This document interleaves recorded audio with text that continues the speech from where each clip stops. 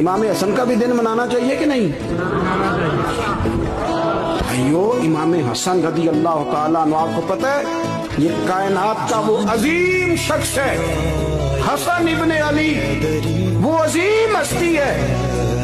इसने ताज छोड़ दिया, तख्त छोड़ दिया, पर नबी पाक की उम्मत को जोड़ दिया। नबी करीम ने इनको अपने साथ बिठा के कहा था, सही बुखारी में मौजूद है, कहा ये मेरा बेटा हसन सैयद है, या मुसलमानों की दो जमातें लड़ेगी तो ये सुलह कराएगा। हजरत इमाम हसन ने तख्त छोड़ा, ताज छोड़ा, लेकिन मुसलमानों को आपस में इतनी बड़ी कुर्बानी, इतनी बड़ी कुर्बानी।